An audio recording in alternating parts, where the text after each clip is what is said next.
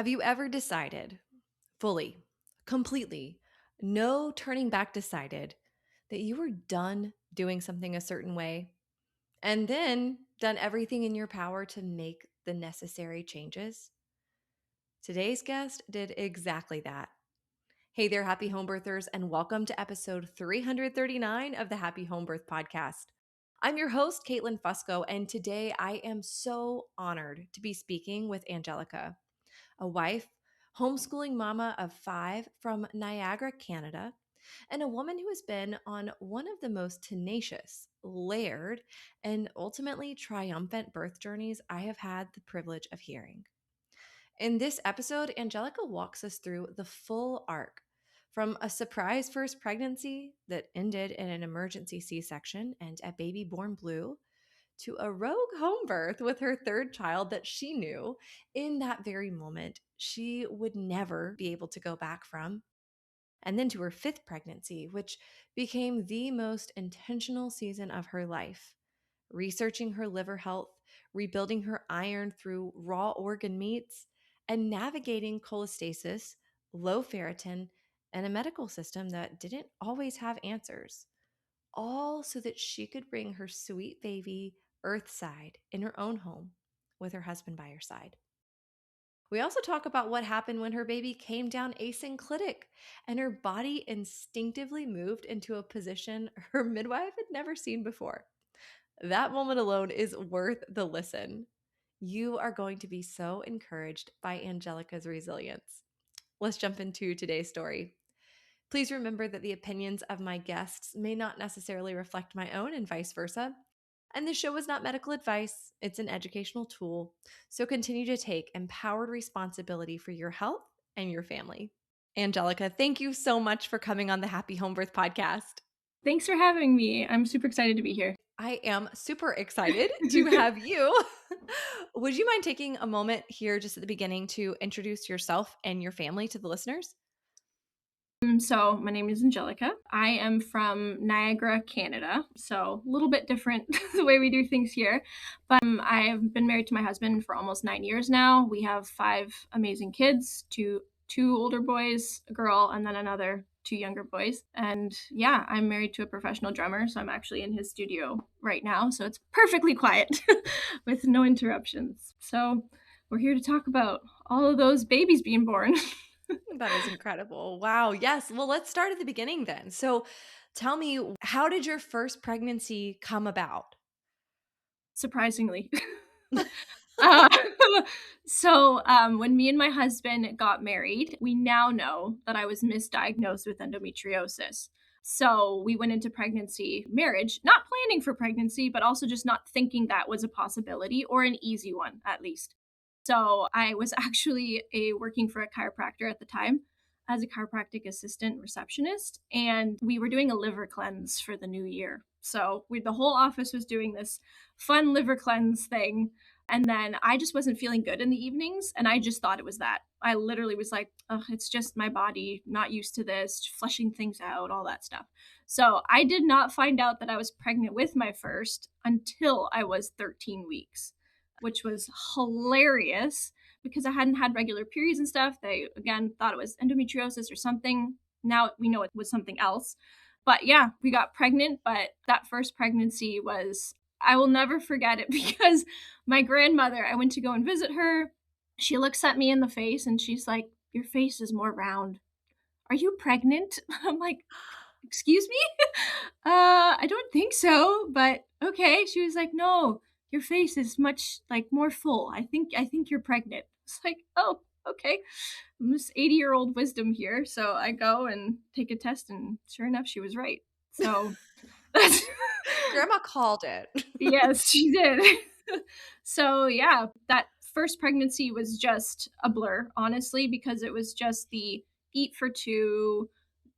You're basic. You can do no harm while pregnant. Just anything goes. Basically, is how I kind of treated that pregnancy because first married, like just few months into marriage, figuring out how to keep a house, started a new job, learning how to live with a man, just all the things. It was just all encompassing. And then add pregnancy hormones. It was just a recipe for not the best birth just because I wasn't prepared at all for it. And then ended up, I had midwives. I've had midwives for every single pregnancy. That's one amazing thing we do get here in Canada, is the opportunity to get midwives if you can. And I've actually had the same team for every single one of my births. So it's just been fun. So the continuity of people has been great for all of these births. But that first one, I had just gone on mat leave. I was just about to turn 38 weeks. I went into my appointment. So my son was born in September, and I was just itchy. I was like, but I was like, pregnancy, like just your belly's itchy, other things. So that I just chalked it up to that. You'll notice with a lot of my stories, I don't listen to the warning bells when they come. I just kind of play them off. But went into my appointment, and just literally at the end of my appointment, she's like, "So is there anything else like you want to talk about or whatnot?" It's like, "Well, you know what? My hands and my feet have been pretty itchy, but I just is it like just water retention? Like what?" She just looks at me and she's like, "Okay, now you're going where I'm sending you to the hospital to get some blood work done." And I was like, "Pardon me?" I'm sorry, what? Yeah. She was like, "Well, that's not a good thing. That's a warning sign that we need to check out." So they sent me in the next day for a non-stress test, and sure enough, my bile acids were getting nice and high. My liver enzymes, everything was growing. And they were like, "We're going to induce you tomorrow." It's like, "Oh, Oh, okay, great." that So was 38 weeks, you said? that was 38 weeks on the dot. Yep. So Man. 38 and 1, I had the induction, and my body was just not ready for it. So we had to do like the Cervidil one. So we went to the hospital that morning, bright and early, got that Cervidil. Well, it looked like a tampon cut in half, and it was not fun. Oh, So that was actually the most painful part of the whole thing, was having that done. And then I just was nauseated, just felt like super bad period cramps, went home and was basically sick in bed for most of the day until contractions started picking up. We ended up going back. Everything seemed to be moving along, but I was just like besides myself in terms of like not knowing how to mitigate all the contractions, and they were just coming one on top of another. And of course, it was just a cascade of interventions. So then we got the Pitocin line. Me and baby started to not really respond super well. So then the midwives at the hospital actually decided to transfer care over to the OB that was on call at the time. And she was actually lovely. She was really good at helping my husband like coach us through like what next steps are. And she actually was really good at saying, these are like the two options I'm weighing here. You guys can make the decision, kind of thing. So it like in the grand scheme of things, like looking back, I think it was actually handled very well. It's just we weren't knowledgeable about anything. So it was best case of worst case scenarios, what we like to say about it. But yeah, so they broke my waters just to make sure that like there wasn't meconium or anything else in there or weird smells, all that stuff. Nothing. And his head was there, but he just was not coming through, and I was dilated. So they were like, "We're not quite sure what's going on." But at that point, I had had the epidural, the Pitocin. So I was just like in bed, exhausted. I'd been going through it for hours. And again, now that I've had natural labor, this one, they're dramatically different. And to go in for your first time, basically running a marathon with absolutely no practice ahead of time, I was exhausted, and my husband was like, "You were like fading in and out." And once she came in there, and our son's heart rate was just dropped dramatically. She was like, "At this point, I think we just have to do the C-section." So Stephen remembers, he was like, "I was literally just like holding you, and then all of a sudden you were like basically passed out on the bed, and they're handing me these papers to sign." And I'm like, "Okay." And I just felt like I was like signing your life away in hopes that everything would gosh. be okay after. So to be honest, now just hearing his side of it, it's just like it can be just as traumatic for your spouse as it is for you going through it. So we ended up having our son, but he was born blue. His heart had stopped. They had to go and do things with him in the next room over. But the funny thing was, the nurse that was helping us went to school with my husband. Once he was okay and stuff, and she knew that I was going to probably be recovering for a while, she took tons of pictures of him and came to me and was like, "Look at him. He's so cute. He's so sweet. Like, he's all good. He's just going to be in the NICU for a little bit, but once we get you all fixed up and in recovery, we'll go and see him and stuff." So she took my husband and his mom, and we're the Mm. first married on both of our sides. So everybody was like, "What is going on here?" This is kind of like the first major intervention that anybody in our family had faced. So it was a lot for a first birth. And then, yeah, so we've come a long way since that to now. Wow. And yeah, just thinking about the whole scenario. I mean, you did such a great job of summing it up, but thinking through that sense of, okay, we just got married. Mm-hmm. I'm just learning how to be a wife. Yep. And for some people, they get married immediately and immediately want to start having kids. And so there's, Yep. that's kind of a different mindset than, wait a minute. Yeah. I just got married. I just got this new job. I'm trying to figure all these things out. Now I am Yep. also pregnant. Like, what Yeah. is going on? So to have all of this newness, that uncertainty of, okay, how do we do this? How do we do this part and that part and this part and that part? And Mm-hmm. then to experience something so difficult at the Yeah. end, that's a lot, Angelica. That's a whole lot. Yeah. Yeah, and the recovery was hard too, just because like we basically made it to having the baby, and then he didn't Yeah. come, and then you're like, okay, now we're backtracking because now you're healing from major abdominal surgery and Mhm. like other healing as well from what was so close to being a birth. Hmm. Oh my goodness. Okay. So you have this experience. Uh, Hmm. what was the next pregnancy experience like? So our second one was our only planned pregnancy. I will say that just because of having had the C-section, they're like, you should probably do this. And we were like, okay, focus. I So feel like 1 out of 5 is great. Good job. You got one. So good. yes, exactly. So yeah, so we had him, so he was our only planned one. So he came about 23 months after our first, so just shy. We didn't think we would get it right on the first try, but apparently I am a fertile myrtle. So Mhm. he came and was great. So we actually had him during COVID. So he's our 2020 baby, and then my daughter is 2021. They were back to back births. And he was in the hospital, but with everything going on, I never got cholestasis with him.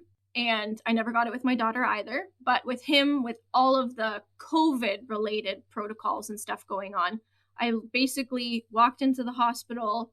I already didn't like all of the kind of like the cascade of interventions, but like more just like the okay, now we're gonna do this, now we're gonna do this, now we're gonna do this. It was just kind of like a conveyor belt of like steps. And then I still wasn't quite prepared to handle the slow progression as well of like this is actually what intensity looks like paced out because I didn't have like spontaneous labor with my first. So I'm just like sitting around the house also kind of feeling like an expiry date is coming because they said like if you don't have him by now we're gonna have to try and do this and it's like oh so then you're at home trying to get everything going as quickly as possible and thank the Lord he came the day before his due date, so that was an answer to prayer. And again, we had him in the hospital. Everything went really well. I did end up getting an epidural towards the end of it, but yeah, it was what I needed to learn how to push a baby out. No tearing was great. I have now also learned that I'm great at midwifery coaching. Like when somebody's coaching me through pushing, it's like, we got this, let's do this. And everything went really well. And then because of that and COVID, they were like, in 3 hours, you got to get out of here. We're taking that out, the line out. And then once you can walk and pee, you're good to go. It's like, Wow. oh, okay. So we were like, oh, okay, great. So went home and everything was lovely. And then 6 months later, we were pregnant with our third. Wow. Yeah. Okay. So quick turnaround there. Quick Yeah, turnaround with that one. exactly. How did that feel? I was laugh crying when I found out because my son had just learned how to sit. And I was like, what? I just like looked at it like just in utter disbelief because I still technically hadn't had a period, but technically I ovulated. So it's like, oh, okay. I guess we're doing this again. But having gone through everything that had happened with COVID round one, I was like, if they're just going to send me home that quickly and I made it that far with before I needed the epidural, I think I can do this at home. And my midwives were like, with the previous C-section, we don't really know. Like, they're just a bit more conservative here with all of those things, which that's fine. But I was like, you know what? I think I can probably do this. So I had a midwife team of four midwives. So you would see them in rotation and at least see them all once before the day that you give birth. So I was kind of testing the waters, just kind of seeing like, okay, who would be more inclined as, because you don't really make the decision for a home birth till you're like closer towards the end. So I just kind of like kept bringing it up, just kind of seeing who would like be the best, more equipped person to possibly show up for that. And 3 out of 4 of them were like, yeah, you could probably do a home birth if you wanted to. But their overarching thing is, but they will rule on the side of the most conservative midwife on the team because they don't know who's going to show up. And of course, you want somebody who is confident in that care to help you with that. So I completely ignored that. And I found your podcast and I just listened to it like on repeat, like all of the C-section ones with HVACs afterwards, or even just like what it would be like to like prepare my home, me and my husband to prepare ourselves for that, just in case it accidentally turned into a free birth, even though that's what we weren't planning. But we were like, basically, my plan was to get so far into labor that I'd have no choice but to have the baby at home. I love it. So Get it, girl. that's exactly what we did. But I bought a birth pool. Like once they showed up, they were like, "Oh, you had no intention of going to the hospital, did you?" No, I did not. I did not. Thanks. No, I did not. No, but it's just these other papers and things they wanted you to sign, and I was just like, I don't want to do that either, though. So I kind of did it rogue, but it was great. Like I labored way faster at home. Like her birth ended up being 2.5 hours. Like I did have prodromal labor with her for a couple weeks, but then once labor actually kicked in, it was like, oh no, this is real. And yeah, it was way easier. I ended up still having her on our bed. I thought I was going to do the birth pool, but I felt too weightless. And I was like, couldn't bear down enough. So I was like, okay, let's just go to the bed. Had her, and it was amazing. It was like, wow, what a difference from my son to this. And I just looked at my husband and I'm like, I'm never doing this any other way again. This is beautiful. And she was also my biggest baby. She was a lovely 9-pounder. So yeah. Beautiful. And she was 23 inches long too. So she was she's a big girl, but now you look at her compared to all of her brothers and she's like a petite little doll. Oh, isn't it so funny? Very funny. So yeah, so then we have that, and then we have our fourth. We get pregnant with our fourth. This guy was also a lovely surprise, more spaced out. Him and his sister are 21 months apart. But I was like, okay, like in my head there was just no doubt. It was just home birth again. Awesome. But that year for us, my husband decided that he wanted to like just quit the job that he had and become a full-time professional drummer and drum educator. So that was a little stressful, like just in terms of like new cadence of things. I'm homeschooling more kids at that point. And then unfortunately, my grandfather passed away, who was actually more like my father in my life. So it was just a lot of things happening externally. Yeah, a lot of stress. Yes, exactly. So then a lot of things that I naturally would have done, I stopped like taking care of myself a whole lot. I just kind of like did the whole quick meals here and there, or I treated myself to a lot of things just because of the level of stress that was happening. So I definitely just overloaded my body with a whole bunch of other stuff that wasn't doing it any good. And then at 30 weeks, so my grandfather's funeral was at 28 weeks. 2 weeks later, I ended up getting cholestasis again. I just remember sitting in my car and I'm just bawling because I'm like, they're never going to let me do a home birth now. And I remember calling my midwife, just like bawling my eyes out. And she's like, it's okay. Like, we can still have the birth that you want. It's just going to have to be in a different setting, but we're going to do our darndest to make sure it's the best we can possibly do for you. But unfortunately, too, once you get something like this in Canada, you're transferred to OB care Ugh, because you're now considered high risk. right. So I was transferred to OB care, but the midwives were like, don't worry, like you can still see us. Like it just won't be as frequent, but like we'll come and we'll do the checks. And then basically it was once I delivered the baby, care would be flipped back to the midwives for all of my postpartum stuff. So just lots of things being switched around. But I go to see the OB at 30 weeks. They start putting me on medication to help with the cholestasis. But at 33 weeks, we were on a family vacation up north at a cottage, and I thought I was going into labor, like, but it was painful. Like, I was like, this isn't normal.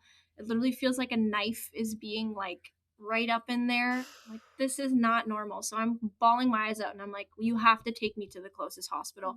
So we leave all of our kids with my in laws, who are such sweet people. And he took me to the closest hospital. And then it looked like I had higher antibodies for something. So they were like, are you sick? Like, have you been sick with something recently? I said, no, my whole family just had a stomach flu, but I never got it. They were like, okay, well, we're just going to keep you here for monitoring. And like the contractions were very strong. They could see everything. They were like, okay, well, we're going to give you some stuff. And we're actually just going to give you steroids as well, just in case baby comes, just to help lung development and stuff like that. We're just going to tick all the boxes just to make sure. Thankfully, nothing happened. They kept me overnight for observation and other things. And they were like, well, how long of a drive do you have to get home? And it was about 3.5 to 4 hours. And they're like, okay, well, you look like everything's okay now, but take it easy. And if you need to, like on your way home, just pivot to the closest hospital. Okay, we made it home. Everything was fine. But after that point, they were like, okay, we're just going to have you come in to do non stress tests every week, make sure that your bile levels are where they should be and stuff. But basically, they put me on bed rest for 6 weeks until 38 weeks when I had him. And that was also another answer to prayer because we were just like, they couldn't really induce me again. They were like, well, because of the previous C-section, we don't want to do that. So we'll have to do a Foley bulb. And I had gone in on the Friday. She checked me. She was like, no progress of any kind. She's like, although all of that false labor could now just quickly turn into real labor, especially since your last one was so quick. Okay, Monday rolls around and they were going to do the Foley bulb. And I had been having these like strong contractions now for weeks on end. It's the prodromal labor. It comes and it goes and it comes and it It's goes. And so it is rough, isn't it? Like, yeah. it's so Yes. frustrating. It's frustrating when you're like on the days where like it intensifies just a smidge and you're like, ooh, hope. And it just goes away. Just kidding. Yeah. Yeah, exactly. So Monday rolls around, I go and they actually checked me and they're like, you're a 4. So this won't even work. So you're clearly in labor now. And the OB that was on the floor too, it was very funny. She was like, well, I have every single person giving birth right now. So if you're fine with it, you can go home, you can relax. Like it was amazing. She was like, just go home, relax, take your time. Like this isn't your first rodeo. Come back when you feel like you've progressed quite a bit, and then we'll go from there. Amazing. I literally, no kids were home. They were all with my in-laws. I was like, awesome. My husband, I was like, you go sleep because every single time I give birth, it tends to be between the hours of 1 and 3 a.m. So you go, I'm going to go eat. I showered. I slept all afternoon. And then we went in and I was closer to a 6-7. So I was reaching that like turning point. And they were like, you know what? Let's just do you mind if we go ahead and break your waters? And I was like, you know what? If this is what's going to help us make it to cross the finish line, okay. So they did that, but then I had so much fluid come out that she unfortunately had to keep her hand up there so that the cord wouldn't prolapse. But I had so much water from what we now know is the side effects from the medication that we had to get a whole new bed in the room. Like it was like Niagara Falls level of water, which was crazy to me because I had been having those non-stress tests and ultrasounds. And I was like, did we not pick up on this? Or like my growth, maybe, I don't know. So it got to a point where I was like, I don't know what I trust anymore for these things. Because even whether it's routine or whether something is actually happening and they're missing it. It's like it Who doesn't feel like knows? it's reliable for either side. Yeah. Well, I'm curious. So, did you notice a difference, like in your belly shape, composition, feel in that pregnancy compared to the previous ones after you started taking that medication? Yes. So I became very like my face became very gaunt. Hmm. So I was just like losing quite a bit of just weight in general, whether it was like water weight or actually like it looked like muscle tone. Yeah. I had lost quite a bit of that, but I was lethargic, super tired. But the funny thing is, and this is what spurred me on for figuring out my health stuff later on, was my urine and my bowel movements were like neon and green. So I Okay. knew that with taking the medication, it was doing what it said it was doing in terms of flushing all of that bile acid Yeah. out. But it was Hmm. also giving me tons of other side effects with the Wow. weird water retention, specifically in my uterus with my Yeah. amniotic fluid, because it wasn't anywhere else. I was becoming more and more gaunt everywhere. So, but like weight gain, It's fascinating. no, my belly didn't like it wasn't any different in shape compared to Mm. other pregnancies, but I was just like he felt heavier. Like I was like, this is gonna be a Okay. big boy. And he Right. wasn't. It was Right. It all the was water. fluid. And my placenta was massive. I was literally convinced till I gave birth. I said, I am either having twins or like I'm giving birth to Goliath. Like this is I don't know what is happening. Wow.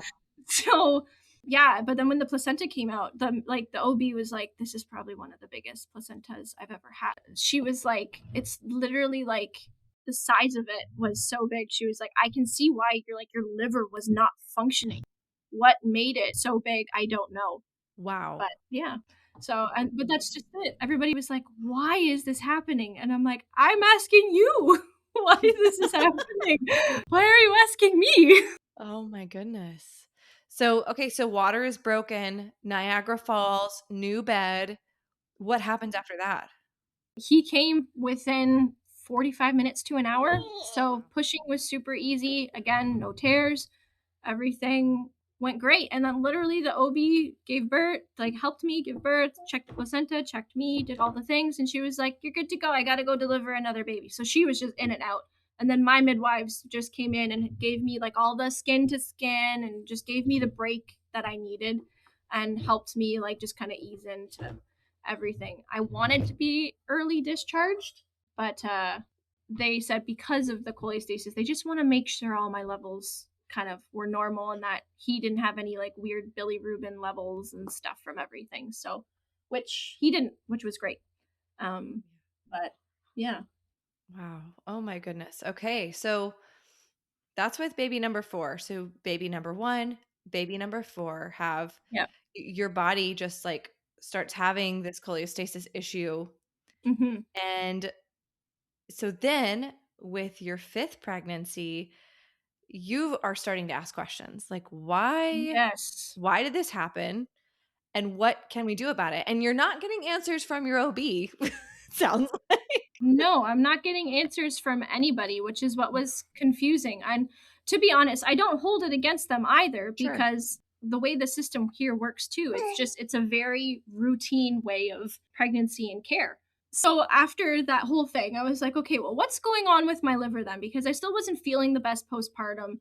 Again, like I was dealing with like the gauntness, nursing still wasn't the best. So and I hadn't had a good nursing journey really with any of my kids, but I was really hopeful for this one. And then it still was a big mountain struggle. Hmm. So I had actually started listening to a different podcast called Culture Apothecary, and she had a whole bunch of different people that she was interviewing about things. And she had interviewed, I think, Casey Means, and they were just talking about like just routine blood work you should get done and just all of this other stuff and just how to basically check under the hood of yourself as a person. And it basically started this whole new journey for me of just actual body awareness, which is funny because your podcast is all about that in the sense of physiological birth, understanding your body and doing all that thing, doing all of the stuff to help steward it to have a great pregnancy and labor and postpartum. But a lot of that too is what are you doing in the in between? Yeah. What are your body's personal markers of Like, this is high, this is low, because it's different for everybody is what I'm learning. And even in all my pregnancies, oh, your blood pressure's low. It's always been low. And then it's just like, and then when I get sick, it gets lower, and then I tend to faint. So it's like, it's just Mhm. knowing all of those small little nuances that pertain particularly to your body and the way it responds to stuff. So I actually did a whole deep dive on liver function and health, metabolic function, like what are the things I could be doing. I'm 99.9% sure I have that MTHFR gene mutation just because of the supplements that I had decided to take. I did 21 days of carnivore, and then I thought that that was the reset my body needed, to do all of this stuff. And then I started taking supplements again. I saw the weight loss like change, and I was like, okay, I feel normal. I didn't have brain fog. I was way easier settled with my emotions. I had more patience for my kids and all of the toddler years of things going on. Wow. That's a big deal. Yeah, and my cycle was actually normal for once in my life, which I had Oh my never goodness. had since high school. Wow. So I later found out that my liver health, my sluggish liver, even though on the outside, I would not look like somebody that struggles with insulin resistance or anything like that. My liver was struggling so bad. And everybody was telling me, like, well, like my father had been a type 1 diabetic, so it was like, okay, like maybe that could be. But I wasn't getting gestational diabetes. I was like, it's something else though that's happening inside, specifically with my liver. And like, insulin's recycled in your liver and hormones are recycled. And I learned that spiking my insulin was affecting my body's ability to bleed properly, Mm. or even just have that natural cadence of somewhere between 28 and 32 days. So I saw that like actually regulate for once, but I wasn't perfect at tracking it, because just as of course, as you're getting close to your postpartum goal weight and all of this stuff, you get pregnant again. So Of that's course. what Well, happened. And that's that's what you have to do. It's the only exactly. answer. Exactly. Here, my husband's like, you're looking like too good of a snack. So now we're gonna have baby number 5, apparently. So that's what we just had. So I just had my son Caleb. So we found out just leading into Mother's Day weekend that we were expecting him. So, I'm sorry, what's the age difference there from number 4 and number 5? 2 years. 2 years, okay. He just turned 2 this October. Yeah. So I ended up getting pregnant with him, and I sat on it for a bit. I was just like, you know what? I'm just going to keep doing what I'm doing. I didn't feel sick or anything yet. I was like, we're just going to sit on this. We're not going to tell anybody, not because I don't want to, but I need to figure out if I can maintain what I've been doing throughout a pregnancy, because my immediate goal is I want that home birth again. I Mhm. don't Yeah. want to return to the hospital. I want to have this baby in my bed and my husband catch him. That is my dream. Let's see if we can make it possible. So, and I also just knew that all of the earlier things anyways, like, not that they wouldn't have been good appointments, but it was just a with I didn't want to go in feeling like a pit bull. Like, I had to like already start fighting for the things that I didn't want this and I didn't want that, which is funny that you have to like say no to things instead of like feel like you just have to be put on the conveyor belt. So I was like to my husband, I will message the midwives when I am ready. I think I'm okay for now. But seeing as I'm only this far along, we'll just hold off for a little bit. So I waited about a month, and then I was like, okay, I probably should message them just so I can at least get care with Mhm. them, knowing that I probably wouldn't see them till after my first trimester, anyways. So we go and I have that first ultrasound done, which is just for my mind's sake of like, okay, let's see what's going on. And she was like, so how far along did you say you were? And I was like, I don't know, like maybe 8 or 9 weeks. And she was like, she just turned the screen to me and it was just full baby, like full, like arms and everything. And I'm like, that is not 8 or 9 weeks. And she was like, no, honey, you're like 14 weeks along. I was like, oh, okay. Well, I don't know how that happened, but okay. So, which was kind of honestly, it worked in my favor It's of just great, like, okay, yeah. this little season of sickness is actually not going to be much longer. So, which was also hard because I didn't want meat, which is the thing that you need the most at this time. So I was Mhm. having like 6 eggs a day, as much raw milk as I could. and anything else that I could stomach. So went with the midwives. Everything was great. I got very low ferritin though, about halfway through, and iron levels and hemoglobin and ferritin were quite low. And they were like, you know what? Let's just put you on this particular iron supplement. She says we've just had great success with it, with like women just not getting constipated and stuff for it. And I was like, okay, fine. So I started taking that, and then we rechecked my iron about a month later, and it was even worse. And by this point, my diet was back to pretty well normal heading into that second trimester. So I was just trying to like protein max everything that I possibly could. But with that one thing, my baby was also just so much more active. I was like, this is crazy. Like, I've never felt a baby this early. Usually my placentas are all like Yeah, anterior. anterior. Yeah, there we go. So I was just like, man, this guy, he's just all over the place. This makes me nervous. Like, my other kids were just like chill little swimmers in there, and this guy was not that. But my iron was getting so low, and they're like, look, if it gets even lower, like, we're gonna probably have to send you for a transfusion. And I was like, not to fear, I am going to look into this. So I looked into it, and the particular supplement that they had me on wasn't even like, it wasn't an animal based one. It was just a plant based one, which it's not the most bioavailable to your body. But I was looking at like the non medicinal ingredients, and there was like 6 different food dyes in it. Are you kidding me? Come on. Yeah. Like, So I was like, why? what? I was like, no wonder, like, even then my stool was weird colors sometimes. I was like, this is so strange. So now I was like, okay, cold turkey quitting this, and I'm just going to start looking into other stuff. So Oh, Angelica, do you feel like the food dye was exciting your baby? Like, I'm not kidding. No, yes. literally, like 2 weeks go by and I'm starting to take other things. Chillest child in there ever. I'm like, Wild. was this Is literally making my baby in utero hyperactive? Like, I don't know, but but it is something yeah. to think about. Oh, yes, yeah, Wow. Oh my everything. word. Yeah, so I'm doing everything that I can to also not get cholestasis this pregnancy. So when I had met with my midwives at the beginning, she was like, one particular midwife was like, look, I've never seen it in our practice where a mom hasn't gotten cholestasis and then doesn't get it again earlier each time. So kudos to you for wanting to try this. We will support you in that, but we're also going to help you if this doesn't pan out like that. It's like, I will figure this out. So I kept taking all the stuff, like I said, that I had taken pre pregnancy, the dandelion root, the milk thistle. I was also taking methylated vitamins, and then I just increased those a little bit more per trimester, just knowing that the load that my body was carrying was going to be increasing as well. So then everything happens with this low ferritin and stuff, and I'm like, okay, I'm still going to do this because I know that this is serving a particular purpose with in regards to my liver. But now I got to figure out how to encourage my body to make more hemoglobin and store more ferritin while also dishing a lot of that out to your baby. Like, it's, you're basically filling what you can while your body's just shoving everything to your baby as well. And I knew why they were concerned. Like, I would also have similar concerns with like possible hemorrhage postpartum, or even just like having a better postpartum with bleeding and having those levels up. I had the same concern.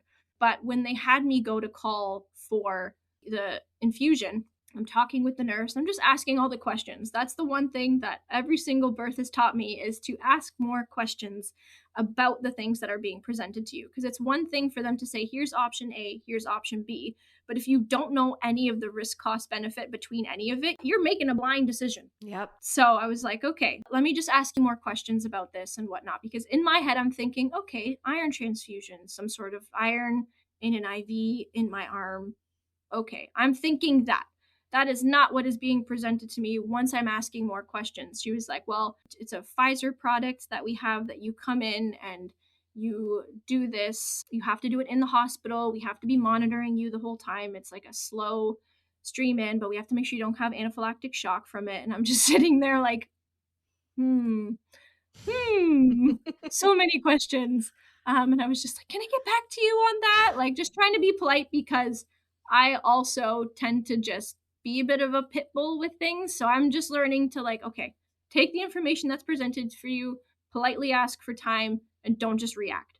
So, okay. And that's the other thing too, is like, pregnancy takes time, you do have time. As much as you can kind of feel like rushed to like need all the information, it's like get the information that you need and just make the wisest decision that you can, and then you will feel better about whatever comes forth from that, because you got to have that advocacy for yourself in doing that. So I'm looking at it. I start going home. I'm like Googling all of the things and realizing there's like black box labels for things and other options. And also that, which as a Canadian, you're not used to having to pay for particular things out of pocket. So then this was also another thing that was going to be a fairly large expense as well. So I was just like, Lord, is there any way that I could be doing this outside of this way of doing it? Because the risks that I'm seeing associated with this, I'm not excited about. Mhm. And I'm looking at other things too, and I'm like, is your body even supposed to be able to take all of this in at once, even if it's a slow IV drip? Like your body's natural systems, like we're not used to the natural cadence of how slowly your body likes to do things in terms of repair. If you give your body what it needs to do, it'll do it. But you also have to have the patience for that. And we're not trained in our culture to have patience, let Mhm. alone with ourselves and the way it likes to do certain things. So I was like, okay, did all my research, found iron and tons of other like beef organ things. But then I heard on a podcast that spleen, like raw bovine spleen, is the best for giving your body what it needs to produce its own hemoglobin. So I was like, okay, we're shucking spleen like oysters then. So we were getting quarter cows at the time, and I still had some of the boxes of the organ meats, and I'm like shuffling through there, and I'm like, okay, time to put this to use, I guess. So I started doing that, and then within 4 weeks, my iron and hemoglobin had doubled. And they were like, Wow. huh. But this is the thing that everybody says, don't know what you're doing, but keep on doing it. It's like, Well, let me tell you what I'm doing. I know. And Wouldn't you want to know? You don't want to know? Okay. wow, you would rather Um, just give the supplement with the food dyes in it that didn't even help. Okay, cool. exactly. And again, like I can see their hesitation too, because it's like it would be very hard to tell a pregnant lady, okay, go and take some spleen. That will do you very good in this season. But it, a lot of people also aren't ready to receive that kind of information Sure. too. Like I've had Sure. those conversations where people are like, so what did you do? And I'm like, I ate raw spleen. And they look at you like, yeah, no, I'm not Yeah. doing that. But Yeah. that was like my resolve by the end of this pregnancy, where it was like, my goal is to have that home birth and to have my husband there and to catch this baby and for everything to go. And that mattered more to me in this pregnancy than treating myself at times or giving Yeah. into all of those things, because pregnancy is this season where you can make any and every excuse because you are growing a life. So it's like, okay, let's just, what is our goal though? Like, let's just keep on doing that. And I did. So we made it to 36 or 37 weeks. And my other midwives on my team were like, I am proud of you. Like, Mm. that was not easy. Like, it is not easy for me, who also has a very strong gag reflex, to be choking down all of these supplements on top of having a very specific diet this Yeah. entire time, too. Especially like near Christmas, it's like, oh, I don't Mm. even like get to participate in Thanksgiving or Christmas or other things, like to the extent that I wanted to. But I knew it was going to be worth it if it was going to help me and this baby. So I was like, okay, let's just keep going. And my sister got married in all of this too. So I'm just like, hey, but I ended up having like a steak the size of my face at her wedding, Okay. and it was Well, there we beautiful. go. That's beautiful. Yeah. So we get to 38 weeks and prodromal labor is in full swing. So every day is like, are we having a baby today? No, we are not. Are we having a baby today? No, we are not. Are we taking a nap today? No, we are not. So it's very, very stressful, just because of like having all the other kids to coordinate. Grandparents the whole time was just like, are you available? Are you available? So I just felt like I was annoying them, and I Yeah. wasn't. And they've never would have said that. Right. But it was just hard to like still feel like I'm working so hard to be in tune with my body and trust everything. But at the same time, like if this baby comes nearly as fast as the other two have, it's got a very short window for helping our kids. Yeah. Wow. Yeah, I do know that feeling. It's like, I am asking you once more Yeah. if I could get some help. Like, Yeah. Yeah. Yeah. Oh my Yeah. goodness. Okay, so gosh, all right, you're going through the prodromal labor. Yeah, what happens next? That morning, I had had much stronger prodromal labor well into the night, like around 2 a.m. till 5 a.m. And I just couldn't shake it. I was like, okay. But there was no cadence or anything. So I was like, still way stronger than what it has been. So took a shower, tried to relax, took a bath at some point, and then that just wasn't comfortable. So I was like, okay, let's just walk around the home. Let's just see if we've got other things prepared. Made breakfast for everybody, waking up and whatnot. And I just really left my husband to sleep because I just wanted to make sure that I needed him. We've talked about it so many times where it's like, it every single birth there does get a point where after transition I just become nonverbal, but I need him knowing what I need when I need it, and to say that to the midwives for me, knowing that I am unable to because of how in the game I am with birth and our babies. So I was like, I need him well rested so that he is able to do that job for me when I need him to do it. Mhm. So grandparents came to pick up the kids around 9, 10 a.m., and then midwives showed up shortly after that to come and check on me. And I was about a 5. And she was like, okay, yeah, no, like things are moving along. And we also had a student midwife on our team. And she was really excited because you have to get a certain number of home births as well as hospital births. So she was really excited too that I had made it to this point because she was following along with everything. And it was really cool to just be able to be like, these are all the things that I'm doing in my pregnancy right now, in case you wanted more knowledge on certain things. But she was lovely and she was really good at like listening to me and all of the other appointments that we had had, and just like doing her little checks, like just being like, just doing a check, and then she just disappeared because she knew that it was just, I just needed to be with my husband, I just needed to laugh, I just needed the slower cadence of things to just let my body do what it needed to do. And my husband too was just really good at like hosting the midwives. He was like, does anybody need coffee? Does anybody need this? I'm going to help you with that. And then that also just turned everything off in my brain because I feel like even when you're having somebody in the comfort of your home, it was like the hostess brain part of you is like, is everybody being taken care of? And my husband was like, you don't even have to do that. Like just focus on the baby. I will do all the background stuff and support you when you need it. So labor really started to kick in.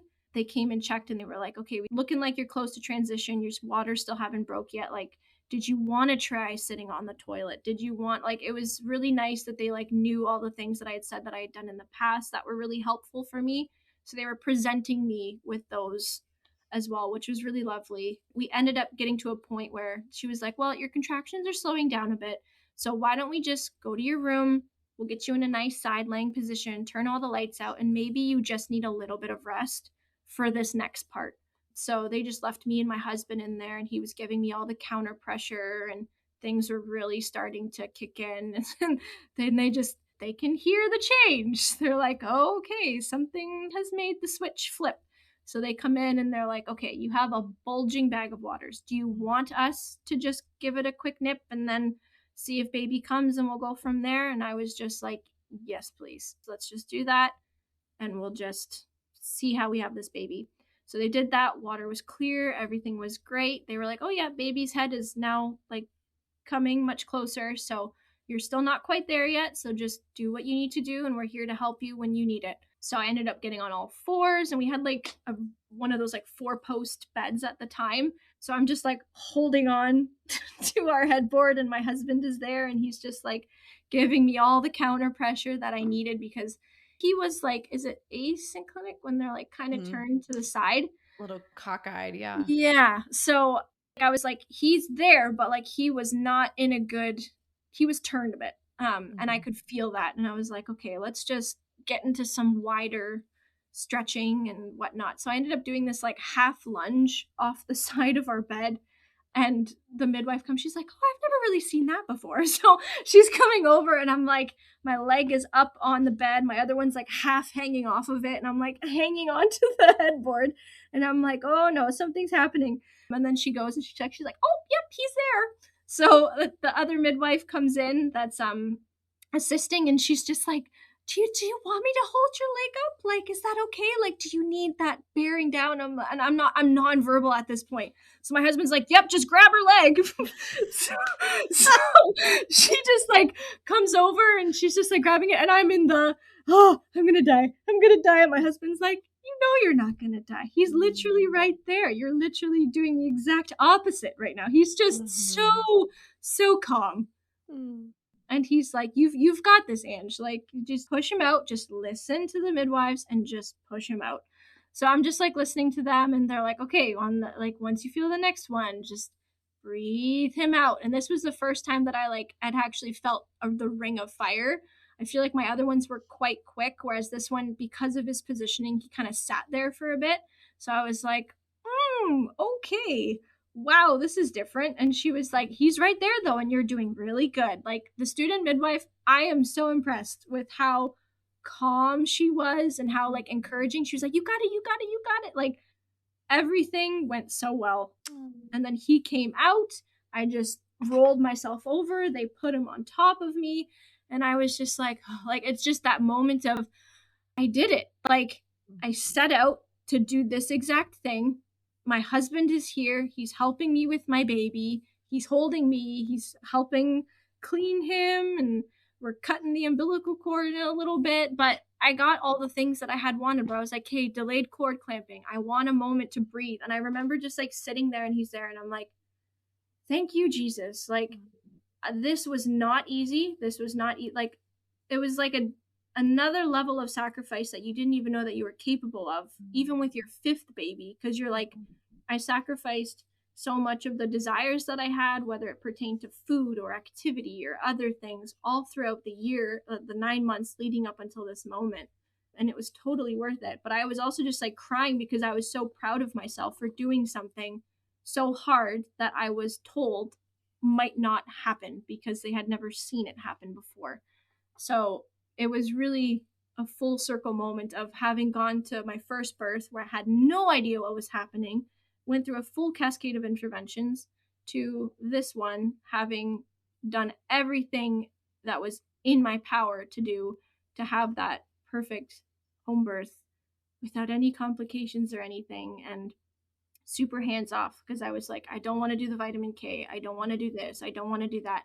And I like felt good about making those choices for the first time, because when you're Wow. making it, just felt like I didn't have that pit bull feeling anymore where I needed to be like, this is what I want. It was just like, no, this is what I want. This is what I know is best for me and my baby.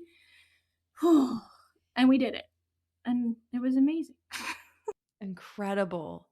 I mean, truly, like just hearing the journey that it took to get to that and the just the sense of delayed gratification. You know, Yeah. we were talking about the fact that, like, yeah, our culture is very, very much like, right now, instant. And here you are taking everything that you can into consideration and all of the thoughtfulness that went into this fifth pregnancy and that Hmm. eventually allowed you to receive exactly what it was that you had wanted. And I Yeah. also really am so interested and impressed with that instinctive moment that you talked about when, your baby's had his asynclitic and you're doing this like half lunge off your bed, Yeah. like, oh, I've never seen that before. And it's like, how cool is that that is exactly what your body needed? That is Yeah. what your body and baby were telling you to do, and you did it, and then here comes his head. Like, Yep. how cool is that? Yeah, it's amazing. And I think that's the thing is like, us as women, like, unfortunately, we are very body illiterate, and we are Mhm, probably the ones that should be the most aware of all of that, whether it's early years of your cycle to then pregnancy to then later like stewarding your body to be healthy and prepared for menopause, like all of those things. But we're literally going into all of it blind because we don't have the women that are older in our lives to pass down that level of information. Like, my mom is like, you know more about birth than I could have ever told you at this point. mhm, So she's like, that is a great blessing for your daughter one day. So, mhm. and hopefully it will be. But yeah, it's crazy how much, like, we're given this gift of intuition, and we don't use it enough Mhm. with our own bodies and bringing in life to the world. Mhm. So, Agreed. yeah. Well, yeah, and it's numbed out, it's silenced. You think Mm. about the traditional, medical mainstream way of giving birth, it's completely invalid to even think about your instincts, to think about Yep. your, intuition. It's like, no, this is just the way we do it. You talked about getting on the conveyor belt. There's no room Mm. for intuition, there's no room for instinct on No, a conveyor belt. no. So, to be able to bring this back, for you to have that full in-depth experience of it, and yes, to be able to pass that down to your children, it's vital. It's like the reigniting of that instinctual flame for these future generations. It's incredible. Yeah. What's amazing about the whole thing too is so I had the baby, everything was great. 10 days postpartum, I did end up throwing 3 massive clots and was like, Mm, that is not normal. So I ended up going to the emerge and finding out that we had some retained placenta, okay. and that needed to be removed with a DNC and all of that stuff. So that wasn't fun. But the Mm, funny thing is, like, literally going into this labor, my husband was like going through my checklist with me, and he was like, "And what is active management again?" And I was like, "Oh, I don't want that." mhm, And that, unfortunately, is actually what ended up happening.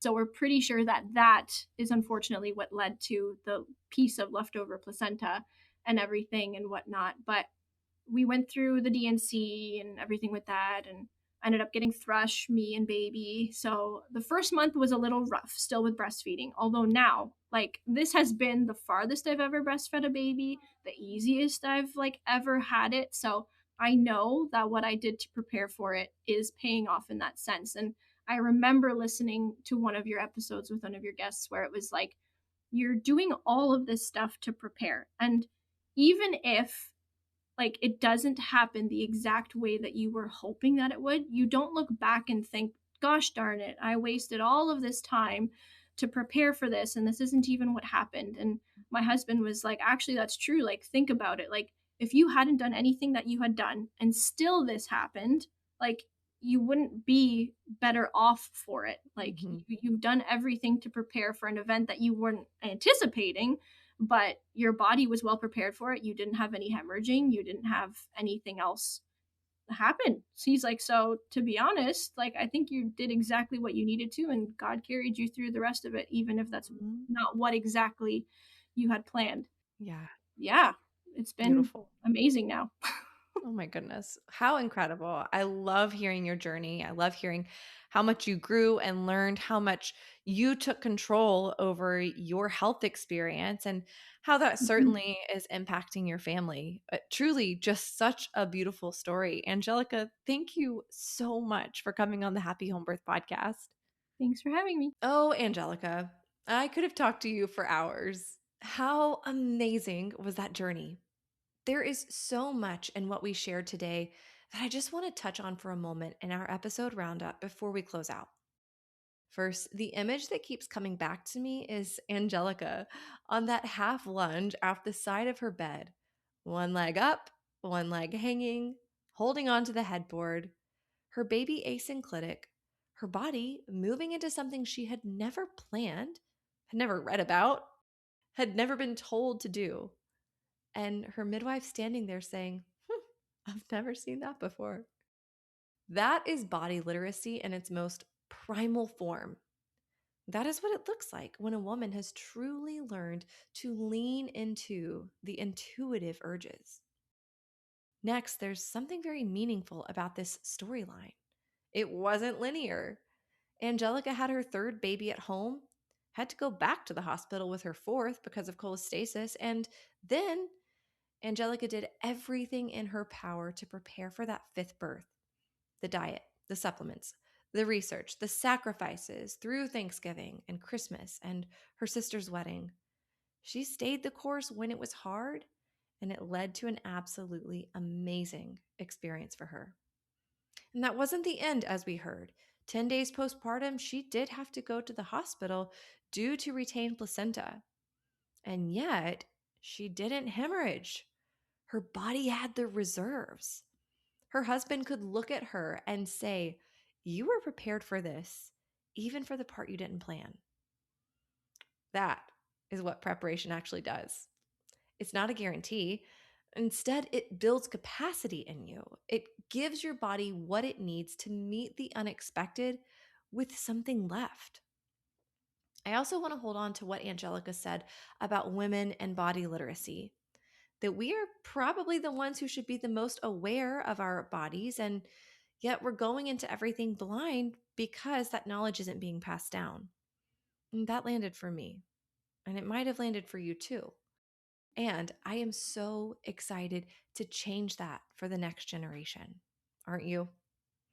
So let this episode be part of that reclamation. Share it with someone who needs it. Leave a review if you feel moved. And come find me on Instagram. I would love to keep the conversation going. Okay, my friends, that's all I've got for you for today. I'll see you back here next week.